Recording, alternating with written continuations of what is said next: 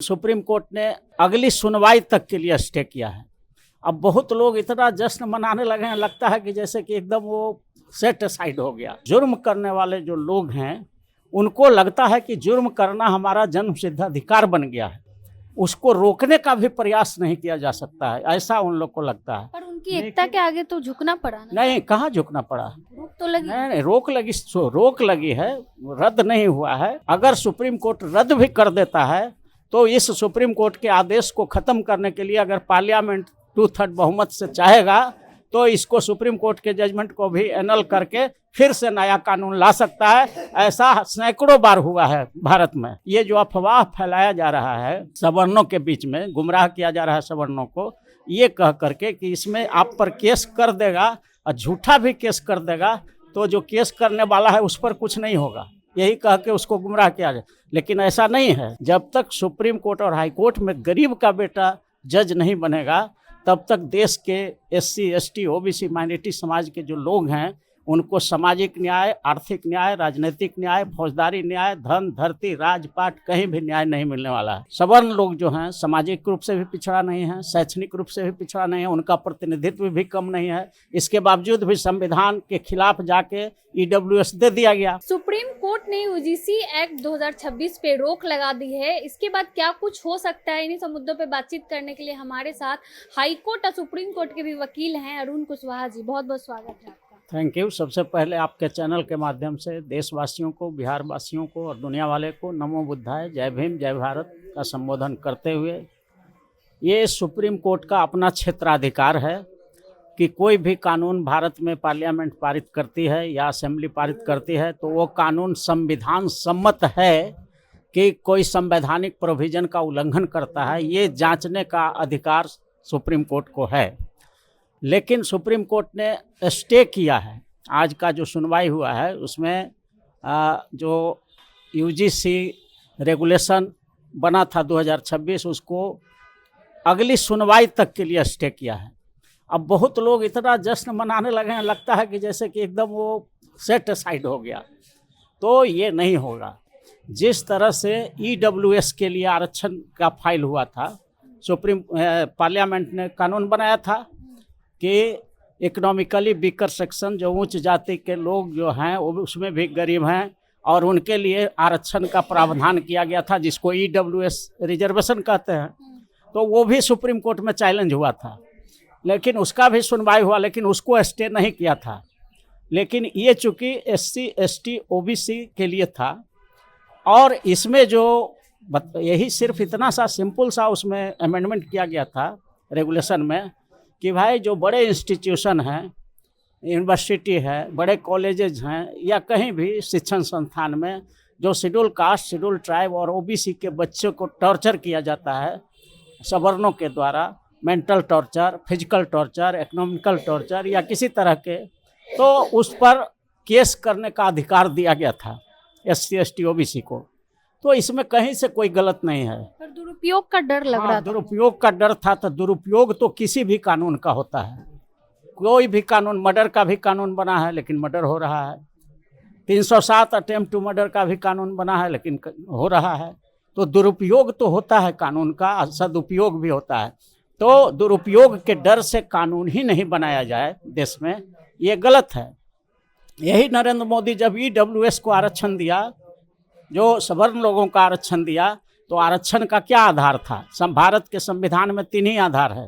पहला, जिसका प्रतिनिधित्व नहीं हो, दूसरा जो सामाजिक रूप से पिछड़ा हो, और तीसरा जो शैक्षणिक रूप से पिछड़ा हो, यही आधार था।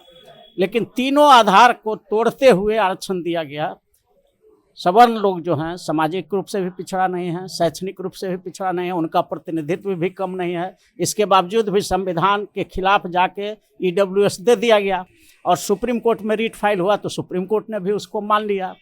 तो ये शो करता है, ऐसा जो एक्टिविटी हो रहा है, ये शो करता है कि जो हजारों वर्ष से जो जुर्म कर रहे हैं, जो लोग शूद्रों के गले में हांडी बांधते थे कि नीचे थूक देगा तो धरती अपवित्र हो जाएगा, जो लोग शूद्रों के कमर में पीछे झाड़ू बांधते थे कि ये चलेगा तो धरती अपवित्र हो जाएगा, तो झाड़ू साफ करते चलेगा, जो शंबुक ने वेद का अध्ययन कर लिया था तो उसका गर्दन काट दिया गया था।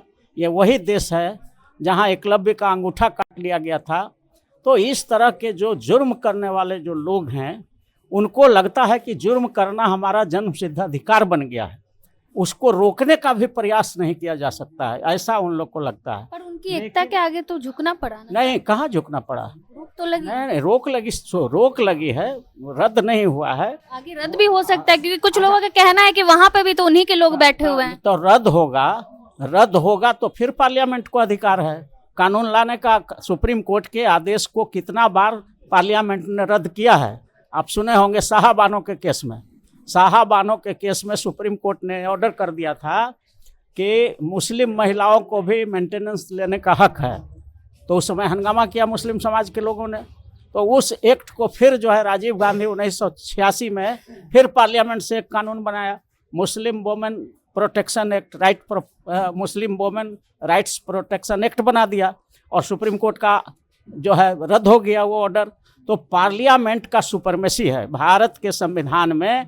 भारत में पार्लियामेंट सबसे ऊपर होता है। सुप्रीम कोर्ट के जजमेंट को भी पार्लियामेंट चाहेगा तो ख़त्म करके कानून बना करके उसको रद्द कर सकता है, क्योंकि यहाँ डेमोक्रेसी है। और डेमोक्रेसी का बेसिक परिभाषा है कि democracy is the government of the people, for the people and by the people. जनता का राज है, जनता के द्वारा है और जनता के लिए है। और जनता का प्रतिनिधि कहाँ बना हुआ है, पार्लियामेंट और असेंबली में।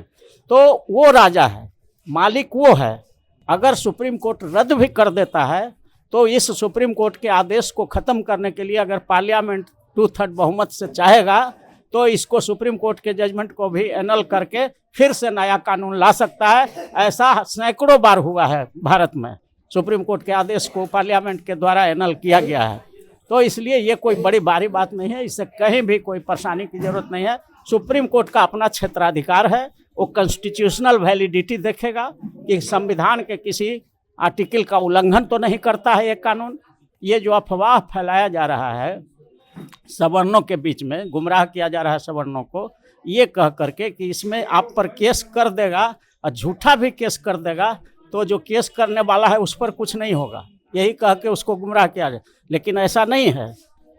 आईपीसी जो है हमारा इंडियन पेनल कोड, उसका सेक्शन 211 में ऑलरेडी प्रोविज़न बना हुआ है कि कोई झूठा केस करेगा और साबित हो जाए कि उसने झूठा केस किया था तो 211 के तहत उस पर उल्टा मुकदमा 211 आईपीसी के तहत चलता है। और वो कानून अभी है, वो रद्द नहीं हुआ है। तो फिर ये गुमराह किया जा रहा है, हमारे जो सवर्ण समाज के लोग हैं भारत में, उनको गुमराह किया जा रहा है कि ऐसा कानून बन गया कि उस पर कोई कार्रवाई ही नहीं होगा, झूठा केस कर देगा। तो ये इससे गुमराह होने की ज़रूरत नहीं है। सुप्रीम कोर्ट में केस गया है, सुप्रीम कोर्ट तजवीज़ करेगा, दोनों पक्ष को सुनेगा, सरकार को भी सुनेगा और जो याचिका किया है उसको भी सुनेगा और देखेगा कि ये जो कानून बनाया गया है उसमें कोई संवैधानिक प्रोविज़न का वायोलेशन है कि नहीं है। अगर लगेगा कि वायोलेशन है तो उसको रद्द कर सकता है, लगेगा कि वायोलेशन नहीं है तो फिर रिट डिसमिस हो जाएगा और वो जो संशोधन कानून बना है वो रह जाएगा। इसमें घबराने की, अगर रद्द भी हो जाता है तो भी अगर देश का पार्लियामेंट चाहेगी तो उस सुप्रीम कोर्ट के आदेश को भी रद्द करने के लिए फिर से विधेयक ला करके उसको एनल कर सकती है। ऐसा सैकड़ों बार हुआ है, इसलिए इससे किसी को घबराने की ज़रूरत नहीं है। और पार्लियामेंट सुप्रीमो होता है। हमारे भारत के संविधान के अनुसार लोकतंत्र में पार्लियामेंट ही सर्वोपरि होती है और पार्लियामेंट सबसे ऊपर माना जाता है। वो जो बनाएगा उसको, क्योंकि आप जानते हैं कि सुप्रीम कोर्ट और हाई कोर्ट के जजेज का भी जो बहाली होता है वो काउंसिल ऑफ मिनिस्टर से हो करके जाता है, उनके मोहर से ही बनता है, राष्ट्रपति बनाते हैं, उनके साइन से होता है।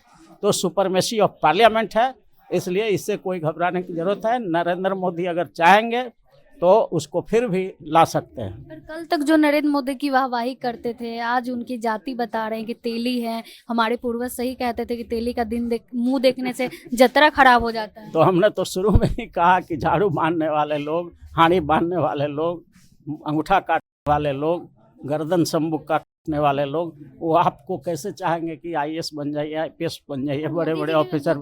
अब नरेंद्र कल तो नारे लगा मोदी जी क्या हैं, वो तो एक प्रधानमंत्री हैं। यहाँ चीफ जस्टिस ऑफ इंडिया जब मुंबई में उतरे थे, गए थे, तो प्रोटोकॉल उनको नहीं दिया गया था।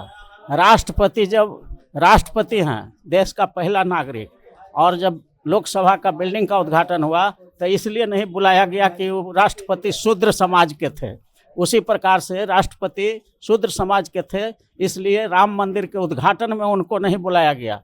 तो ये देश वही है, अभी भी मनुस्मृति से चल रहा है। देखने में भले आपको लग रहा है कि डेमोक्रेसी है, लोकतंत्र है, लेकिन अभी भी यहाँ पर चल रहा है उस तरह का। और सुप्रीम कोर्ट, हाई कोर्ट में आरक्षण होना बहुत ज़रूरी है।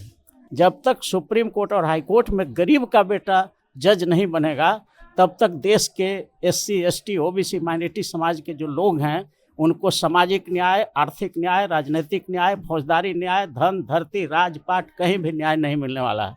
इसलिए हमने एक सुप्रीम कोर्ट, हाई कोर्ट जजेज अपॉइंटमेंट रिजर्वेशन बिल बनाया है, और उस विधेयक को पारित करने के बाद उसके लिए आंदोलन चलाएंगे हम लोग।